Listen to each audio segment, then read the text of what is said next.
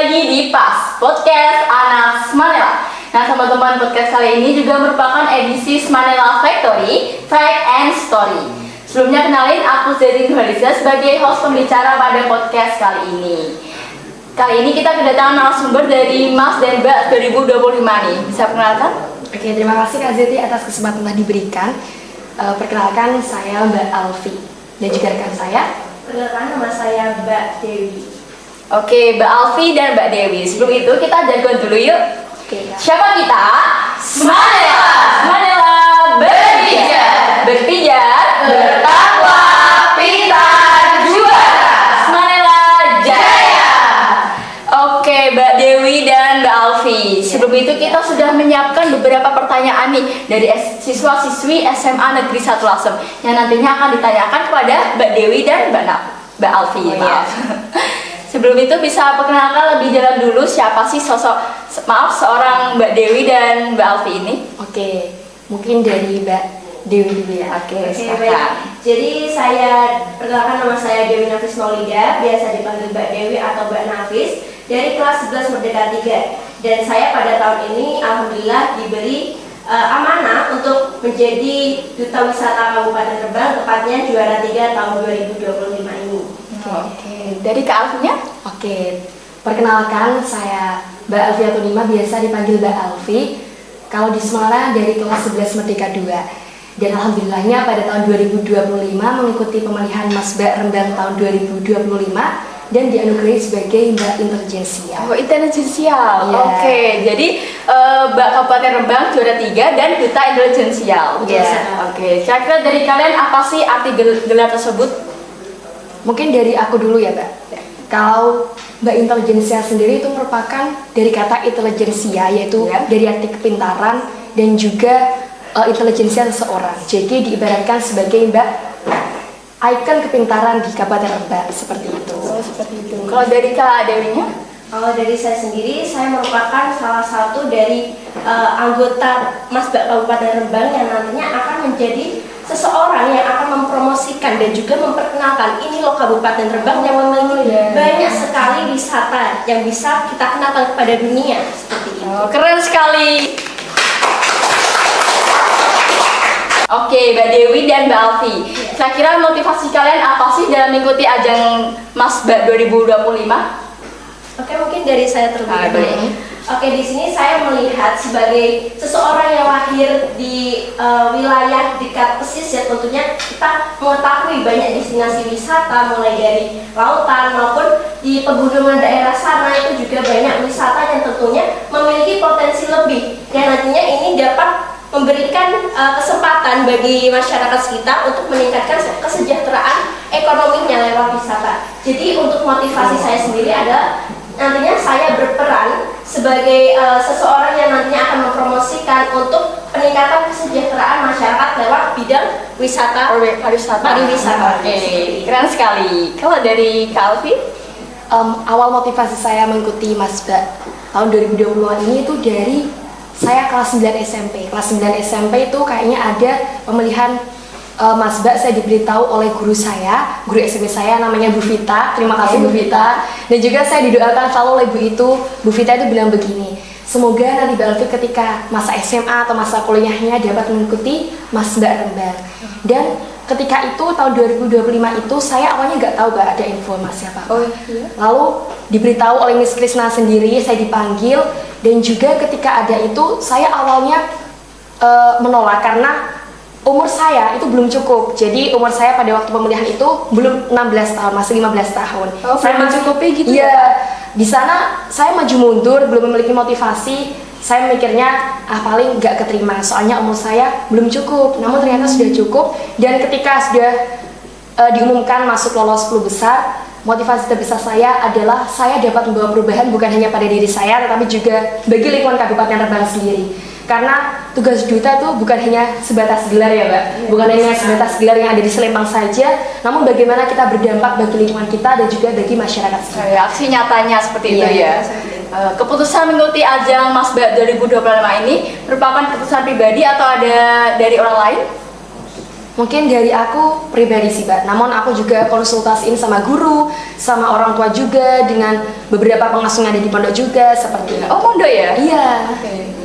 Kalau dari Kak Dewinya? Dari saya sendiri tentunya dari diri sendiri juga. Kemudian saya bilang sama ibu saya, Bu, saya mau ikut duta wisata, gimana menurut ibu? Terus juga sama keluarga juga, dan alhamdulillah keluarga merupakan support system gitu. Iya Kak, ikut aja gak apa-apa, soalnya kamu juga memiliki potensi yang sangat besar juga, seperti itu. Karena keluarga juga berpengaruh besar atas kelancarannya ya. Seperti itu. Keren sekali. Boleh diberi tepuk tangan untuk Mbak Dewi. Oke, Mbak Dewi dan Mbak Nafis.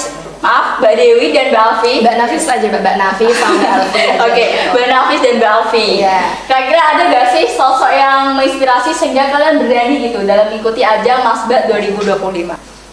Kalau Mbak Alfi, saya dulu ya Kak. Iya. Kalau dari saya tuh ada dua. Yang pertama Mbak Mardila, Mbak Rembang tahun 2022, dan juga yang kedua itu ini Mbak Gloria, Mbak Jawa Tengah tahun 2025 juga. Jadi Mbak Gloria ini keren banget Mbak. Dia tuh baru kelas 12 SMA, tapi dia sudah menjadi juara 1 Masbat Jawa Tengah dan juga ke Indonesia mendapatkan Duta Wisata Bahari Indonesia. Keren sekali ya. Dari kedua orang ini saya berproses dan juga saya ingin dapat berdampak seperti kedua orang ini, karena kedua orang ini sudah keren banget, mereka sudah merealisasikannya program kerja dengan sangat keren ya Mbak. Dan kita tentunya Masbat Kabupaten Rembang ini juga ingin memotivasi warga Rembang seperti Mbak Martida dan juga Mbak Gloria. Oh, dari situlah Mbak Alfi ini mendapatkan inspirasi untuk menjadi duta pariwisata seperti itu. Iya. Dan akhirnya menjadi duta intelijensial. Kalau dari Kak Dewinya?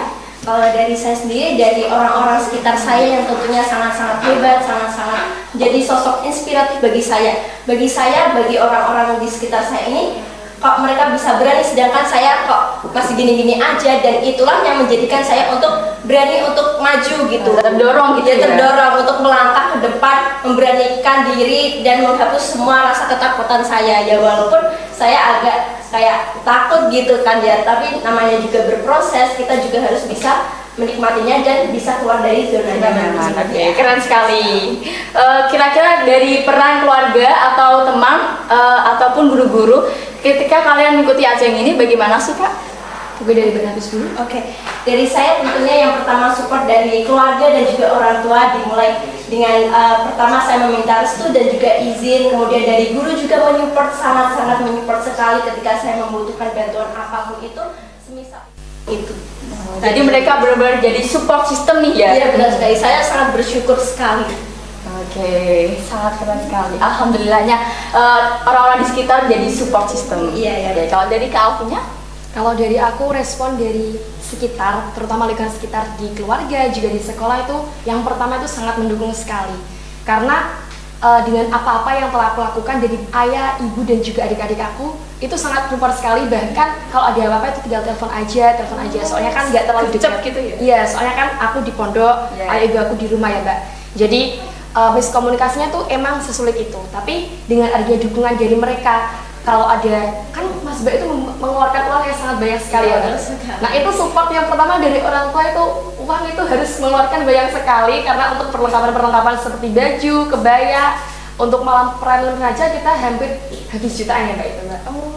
Nah setelah itu dari guru-guru Semanila itu sangat jos banget ya Mbak. Sangat antusias. Karena yang lulus dari Semanila kan cuma 2 ya Mbak. Jadi kita itu benar-benar se-effort itu, mulai dari atas sampai bawah kita udah dipersiapkan, kita dibantu apa-apanya, terus vote juga kita sampai diberi 50.000 vote, 50.000 lebih ya oleh Bapak Ibu guru. Terus dari teman-teman juga sekelas saya tuh hampir 1 orangnya tuh vote 2, tapi ada beberapa yang enggak, mungkin mereka yang mau ke vote atau yang kalau nggak punya, kan ngevote-nya tuh lewat Emoni ya Mbak. Jadi beberapa orang ada yang nggak punya Emoni atau apa, tapi mereka tetap memberikan support yang sangat-sangat besar sehingga kita bisa berani tampil melawan mereka-mereka yang sudah model ataupun yang sudah keren-keren di Masba. Karena di Masba itu kita berdua ini awalnya kayak bocah ingusan gitu Mbak. Iya, awalnya kayak bocah ingusan banget, kita nggak tahu apa-apa, tapi dengan nekat ya Mbak, kita benar-benar gedebak-gedebuk terus pada waktu itu. Kita apa-apa sendiri, terus kita berangkat ke sana, itu gedebak-gedebuk terus. Tapi akhirnya dengan support guru, orang tua dan juga teman-teman, kita bisa melewati itu semua. Alhamdulillah. Jadi secara Apalagi bahasa kita nggak punya experience sebelumnya. oh iya, benar-benar luar biasa ya. Jadi mereka ini juga sebagai support system dan secara bahasanya kayak mengopeni gitu ya kak. Betul sekali Kak. Oke, jadi bisa mereka jadi support system yang benar-benar mendukung kalian dalam berkembang gitu. Betul. Bisa ceritakan gimana sih proses selama mengikuti ajang dan juga sebelum mengikuti ajang? Oh, sebelum mengikuti ajang dan setelah mengikuti ajang. Oke. Jadi sebelum mengikuti ajang itu kita kayaknya persiapan lomba di festival ya, Mbak? Iya, Festival betul sekali. sastra. Dan kita itu belum tahu apa-apa. Yang daftar awalnya dari semuanya cuma 2. Itu kakak kelas sama seangkatan kita. Terus saya dipanggil Miss Krisna, saya baru tahu. Dan juga itu posisi saya bimbingan lomba sama Mbak Nafis. Mbak Nafis waktu itu lomba mendongeng, lalu saya lomba baca puisi. Dan ketika itu saya mau Mbak Nafis ya Mbak Kak, ya? Saya mau Mbak Nafis untuk daftar karena kok saya nggak ada temennya, jadi saya mengajak Mbak Nafis. Itu sumpah Mbak, kita daftarnya tuh hamil beberapa jam, soalnya Hamil beberapa jam? hamil beberapa jam. Wow, detail sekali ya. Iya, soalnya kan butuh mengumpulkan video juga ya Mbak. Iya, iya, iya. Minggu sekitar pagi sampai jam 1 siangan kita lomba di SMA Santa Maria. Jam 5 sore itu pengumpulan video dan juga terakhir pendaftaran. Dan ketika itu aku daftar sekitar jam 3-an. Soalnya video itu belum selesai kegarap semuanya, baru setengah. Aku ngedit di laptop itu, lalu Mbak Nafis juga ngedit di rumahnya sendiri. Akhirnya kekumpul sekitar jam 4-an atau jam setengah 5-an kayak gitu Mbak. Itu prosesnya sangat gedebak-gedebuk sekali. Setelah pengumpulan video, Seninnya setelah lomba itu kita di Pendopo Kartini. Tadi melakukan seleksi. Seleksinya itu ada seleksi apa aja Mbak? Ada seleksi wawancara juga. Seperti itu tinggi badan juga. Oh, tinggi badan juga diperhatikan. Iya. Iya, emang bener-bener sespesifik itu Mbak. Berarti benar-benar proposal gitu ya? Iya. Badannya Proporsional. proporsional ya, maaf. Minimal 165, tapi ada juga Mbak yang enggak 165 tapi lolos. Itu tergantung orangnya sih Mbak. Iya. Wawancaranya juga kan Kalau nggak emang dari- bener niat bisa lolos gitu Iya, ya? tergantung dari dirinya masing-masing sih Mbak. Oke. Kalau semisal dia bagus di tinggi badan namun dia tidak benar-benar Memiliki niat yang kuat dan Iya. juga motivasi yang kuat untuk cara mana nggak ecek-ecekan lah. Oh iya. jadi emang benar-benar berkualitas. Lalu seperti kita itu. dari sekolah 4 ya Mbak kayaknya? Iya, Mbak. 4. Terus besoknya diumumkan, besoknya atau malamnya? Malamnya Diumumkan jam 7. jam 7. Terus Oh, hari itu juga ya, malamnya ya? malamnya Iya, juga. Terus kita dibuat pamflet, di post di IG ya Mbak. Terus itu Alhamdulillah. reaksinya Mbak apa sih Mbak? Benar-benar kaget, shock, Shock, nggak nyangka. seneng banget ya. Soalnya nama kita tuh ditampilkan di postingan IG ya Mbak, story IG. Tapi yang pertama aku lihat fotoku sama fotomu. Apalagi kamu kan di tengah kok. Oh iya. Oh iya. Jadi kalau ingatan terus kayak seneng banget Mbak. Di sana itu kan pas waktu itu malam-malam aku kesini. Aku awalnya nggak tahu, soalnya di pondok malam-malam aku kesini itu benerin kan pada waktu itu Maulid Nabi. Iya. Maulid Nabi itu kita ngebangunin ngebangun dekor itu sekitar jam 10 malam. Jam 10 malam kesini saya dibilangin sama kakak OSIS saya, Kak Vicky itu namanya. Vicky kamu lolos tuh, lolos apa ya Kak? Lolos Mas Mbak gitu. Terus Wah. iya loh, saya bilang gitu. Terus baru ini lihat terus saya kayak di sana ginjal-ginjal, terus saya sama Kak Vicky Saking senengnya gitu ya, Kak? senengnya. Terus itu malam-malam, terus teman-teman yang lain juga seneng banget. Terus saya pulang ke pondok itu sampai nggak bisa tidur, Wah, bener-bener excited gitu ya kak? itu sebelum karantina Mas Mbak. Mungkin pas waktu karantina bisa dijelaskan Mbak Nafis. Pada waktu karantina itu ada 3 hari ya. 3 hari. 3 hari yang pertama itu karantinanya kita kesananya itu benar-benar pagi, harus on time, tidak boleh telat 1 menit pun tidak boleh karena itu berpengaruh sekali pada nilai. Kita nggak pakai selempang ini Mbak, itu juga berpengaruh pada nilai. Ya bener, semuanya diperhitungkan Iya. ya? Iya betul. Kita makan ini ogros juga diperhitungkan dalam nilai. Pokoknya setiap inci kita itu dinilai, harus selalu tersenyum, nggak boleh merengut Mbak di sana itu. Seperti itu. Kan tadi kalian tuh seleksi ya, seleksi dan karantina. Kira-kira ada nggak tantangan terbesar selama kalian seleksi dan karantina? Tantangan terbesar sebenarnya itu pada pengalaman sih. Iya, jadi diri kita sendiri sih Mbak. Soalnya yang peserta lain itu udah kayak Sudah kayak iya model-model gitu dan kita belum ada gambaran ataupun strategi ke depannya gitu. Karena kan juga dari kakak kelas tuh waktu itu saya juga pernah menghubungi Mbak Deno Mbak Dena itu juara harapan satu. Oh, harapan satu yang sebelumnya ya. Tahun 2022, dan itu saya tanya-tanya sebelum karantina, Mbak ini gimana, karantinanya gimana gitu. Jadi ya sedikit ada gambaran dari Mbak Dena tersebut. Kemudian pada waktu karantina ternyata itu beda sekali dengan tahun yang kemarin, dan itu lebih banyak seleksinya juga. Jadi kita benar-benar harus bisa menyesuaikan gitu loh.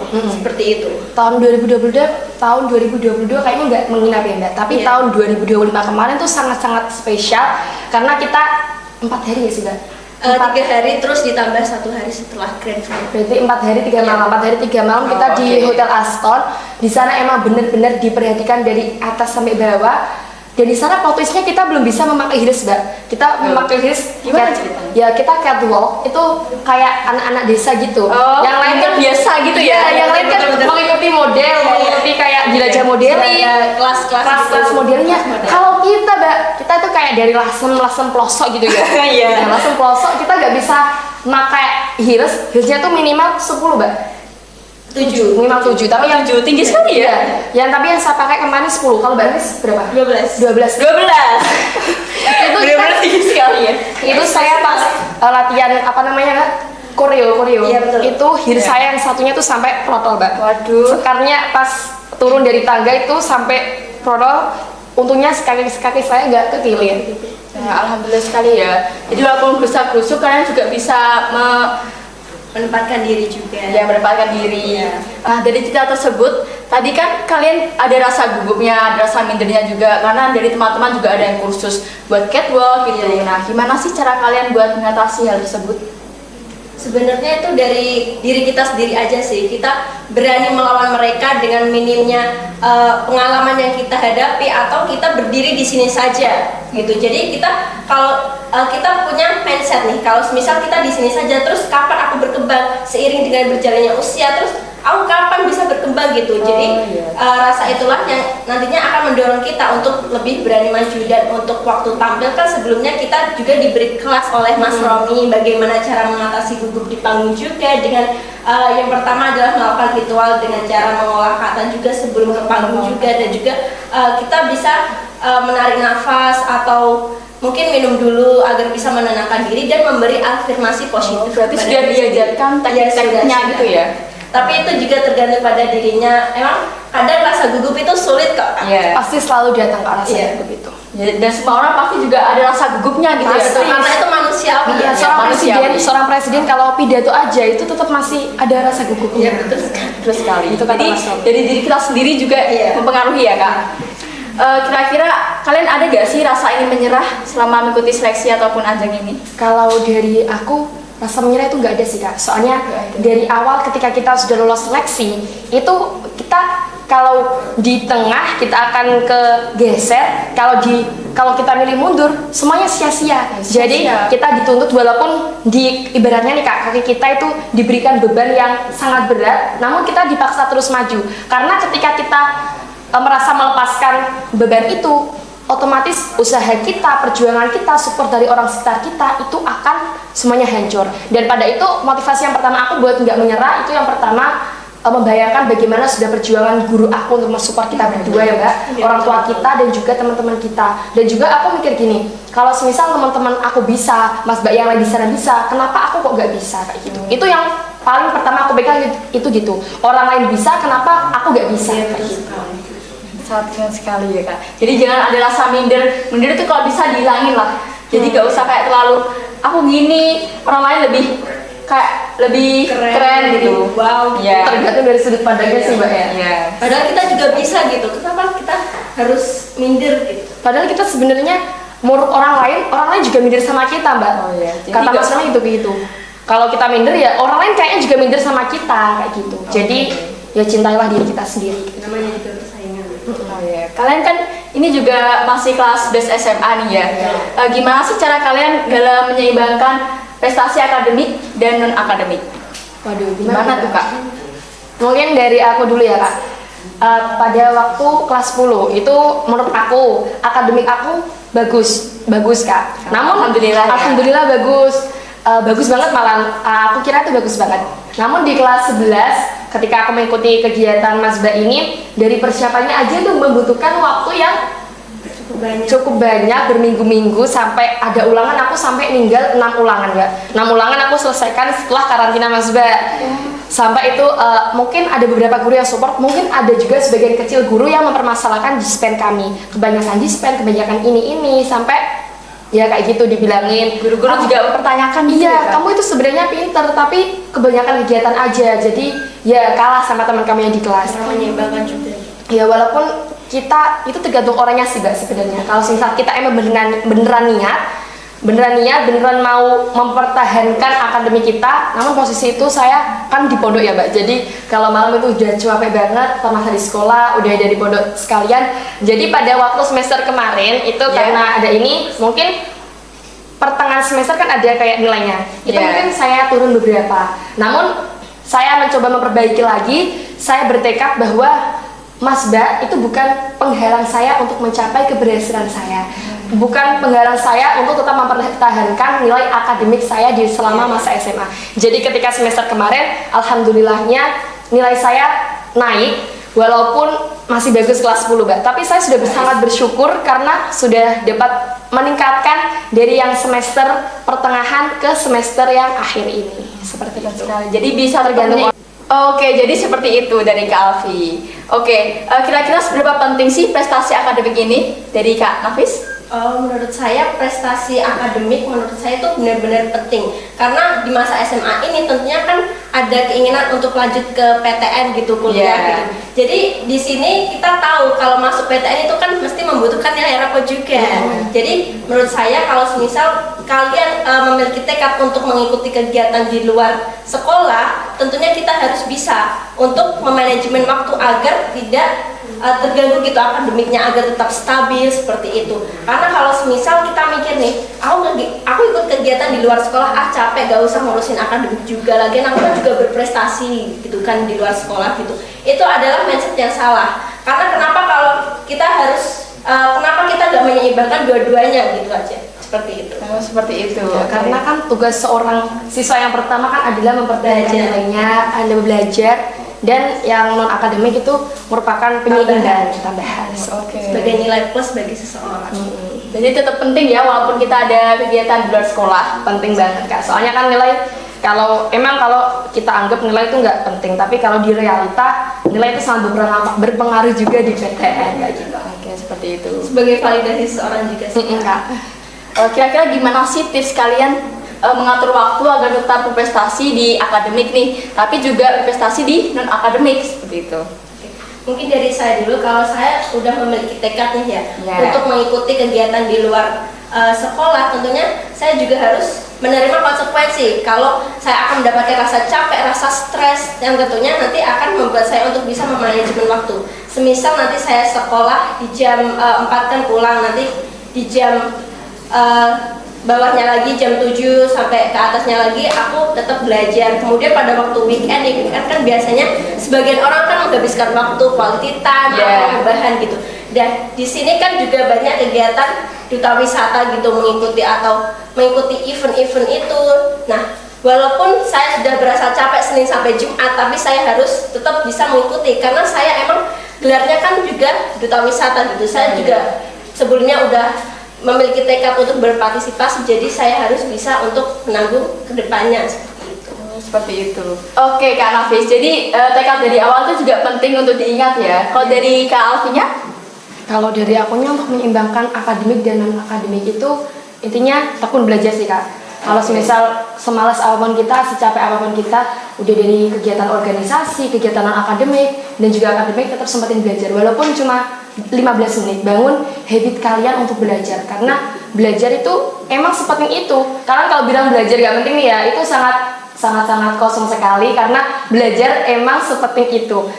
Mau kalian gak pinter, mau kalian bodoh maupun kalian sedingan, itu tetap harus belajar karena bagaimanapun kita kalau tidak belajar itu seperti tong kosong yang nggak ada isinya. Ketika kita tong kosong diisi oleh ilmu terus, nanti itu akan membuat kita yang menjadikan diri kita bervalue dan juga akan menyeimbangkan non akademik dan akademiknya kita. Seperti itu. Jadi tetap mendisiplinkan diri gitu ya Kak. Betul.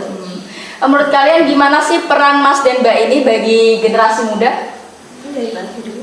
Kalau dari aku ya Kak, peran Mas Mbak dari bagi generasi muda. Ya. Peran Masbak bagi generasi muda yang pertama itu sangat berperan karena kita juga bukan hanya mengajak masyarakat yang ada di Kabupaten Rembang, tapi juga mengajak peran pemuda agar mereka terlibat aktif, agar mereka menjadi agen of change, agen perubahan bagi masyarakat di sekitar mereka. Karena dapat kita ketahui ya Kak, bonus demografi di Indonesia itu sangat tinggi ketika penduduk yang usianya produktif lebih tinggi daripada usia yang lebih rendah atau lebih tua, maka ketika itu dapat dimaksimalkan oleh Duta Wisata Kabupaten Rembang dan juga mengajak seluruh lapisan peran pemuda, maka itu akan sangat berdampak sekali. Dan juga bonus demografi dan juga Indonesia Emas tahun 2045 akan dapat terwujudkan dengan adanya peran pemaksimalan pemuda di Kabupaten Rembang oleh Masbak Kabupaten Rembang tahun 2025 ini. Oke, keren sekali. Beri tepuk tangan.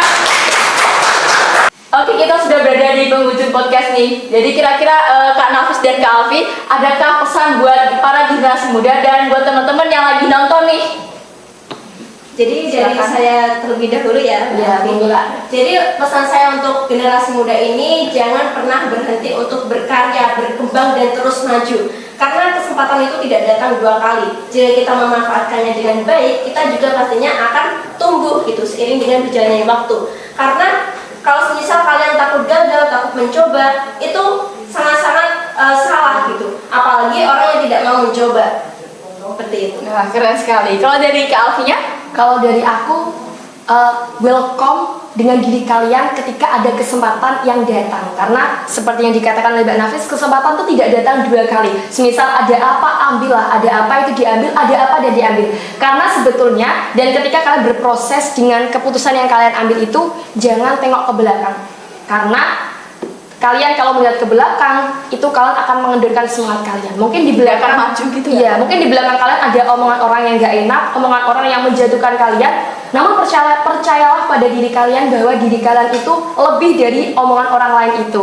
Dan percayalah bahwa diri kalian bisa membuktikan bahwa diri kalian mampu dengan menunjukkan prestasi dan juga keberhasilan kalian pada orang yang ada di belakang kalian. Seperti itu sih. Jadi jangan terlalu memperdulikan lah omongan-omongan sama benar. kalian.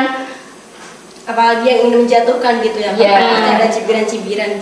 Ada yang gak suka banget gak sih Kak kayak gitu. Mungkin ketika kita mengikuti ini, yang gak suka itu banyak banget gak sih Kak, cuma gak ditunjukin aja. Tapi ketika kita sudah sukses, ketika kita sudah berhasil, mereka mungkin ya bahagia aja kayak gitu. Jadi jangan nggak usah dipikirkan terus gitu ya. Karena kan yang menjalin hidup kan kita juga. Iya, yang menjadi itu tuh kita. Oke, jadi pesan dari Kak Alfi, jangan selalu mendengarkan apa omongan dari orang lain ya Kak. Jadi percaya diri aja gitu. Soalnya kan yang menjalani hidup kita ya Kak. Ya betul sekali. Kira-kira ada gak sih harapan untuk generasi muda dari Kak Alfi dan Kak Nafisnya? Harapan bagi generasi muda, pertanyaan sama kayak tadi ya Mbak kayaknya. Pokoknya tadi kan pesan, sekarang Iya. harapan. Harapannya kalau yang pertama itu semangat terus berkarya untuk Indonesia Raya. Karena kalau bukan kalian tuh siapa lagi penggerak perubahan bagi bukan hanya Kabupaten Rembang nih ya, bagi seluruh Indonesia. Kalau bukan kalian tuh siapa lagi? Teruslah berkarya, jangan nengok ke belakang dan wujudkanlah Indonesia Emas tahun 2045 dan itu akan terjadi jika kalian terus maju dan juga bergerak seperti itu. Keren sekali. Gimana kira-kira rencana impian seterusnya dari Kak Alfi dan Kak Nafis? Mungkin dari saya, semoga podcast ini nantinya akan menginspirasi bagi generasi muda untuk terus maju ke depan, meninggalkan rasa malas dan juga zona nyaman yang tentunya bikin kita masih stuck di situ aja gitu. Jadi kita harus memberanikan diri untuk melangkah, melawan rasa malas, tidak mendengarkan omongan orang lain juga, dan juga yakin teguh pada diri sendiri, memberikan afirmasi positif bahwa aku itu juga bisa, sama yang lain itu aku juga bisa gitu, aku juga hebat, aku juga keren seperti itu. Wah, keren sekali. Terima kasih ya Kak Alfi dan Kak Nafis telah memberikan pesan dan kesan serta harapan untuk teman-teman yang ada di sekolah. Terima kasih ya Kak Alfi dan Kak Nafis telah memberikan pesan, kesan serta harapan buat teman-teman yang lagi nonton nih. Untuk menutup podcast ini, mari kita jargon dulu. Oke Kak. Siapa kita? Smile!